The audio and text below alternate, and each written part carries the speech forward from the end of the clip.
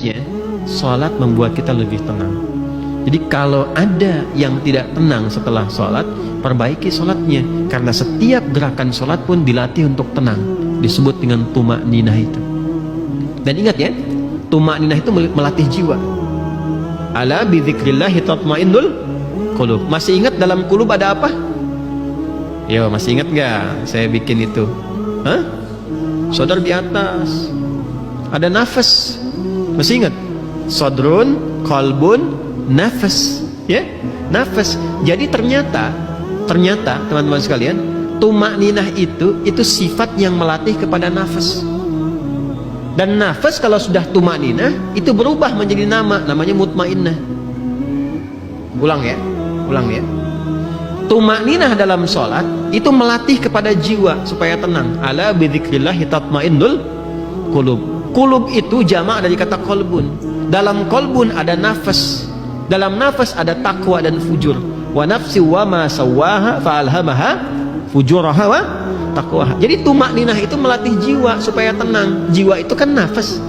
Kalau jiwanya sudah tenang, punya sifat tenang, disebut mutmainnah. Itu mahal. Mutmainnah itu terbawa sampai meninggal. Dan itu garansi kemuliaan kita di hadapan Allah, itu jiwa yang tenang itu. Latihannya lewat sholat. Jadi kalau orang sholatnya benar, itu meninggalnya pun dijamin tenang. Makanya panggilan sholat ketika akan dimulai, pengantar khusyuk itu kadang diingatkan oleh Allah. Rasakan mungkin kamu meninggal dalam sholat itu. Itu ada isyaratnya di Quran surah kedua Al-Baqarah di ayat 45 sampai 46. Wasta'inu bis sabri was salah wa innaha lakabiratun illa 'alal khashi'in. Siapa khashi'in di situ? Ayat 46. Alladzina yadhunnuna annahum mulaqu rabbihim wa annahum ilaihi raji'un. Kata Allah, kalau ingin khusyuk, sederhananya, siapkan dirimu untuk menghadap kepada Allah. Sempurnakan wudu, sempurnakan pakai pakaian yang baik. Kan ayatnya ada semua tentang pakaian. Quran surah 7 ayat 31. Ya bani Adam khudhu zinatakum 'inda kulli masjid. Hai anak cucu Adam, kalau sudah tiba panggilan dari masjid, siapkan pakaian terbaik. Sempurnakan wudu. Quran surah 5 ayat yang ke-6. Ya ayyuhalladzina amanu idza qumtum ilas salati faghsilu wujuhakum wa aydiyakum ilal marafiqi, dan seterusnya ayat. Sempurnakan. Untuk apa? Karena mau menghadap Allah.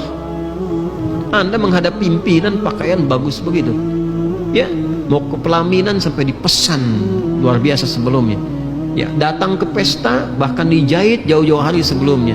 Ini memenuhi panggilan Allah yang sangat luar biasa.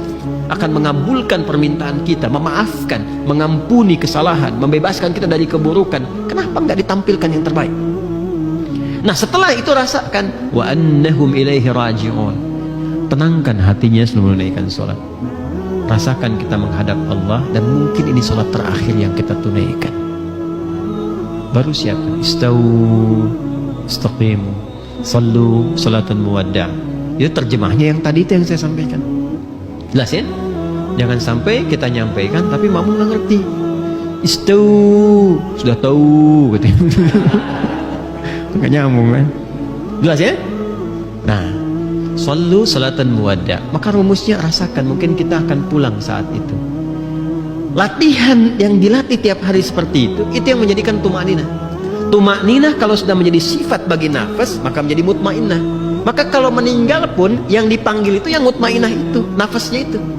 Itu yang dimaksud Quran surah 89 Al-Fajr ayat 27 sampai 30. Ya ayyatuhan nafsul mutmainnah, irji'i ila rabbiki radiyatan fadkhuli fi ibadi wadkhuli jannati.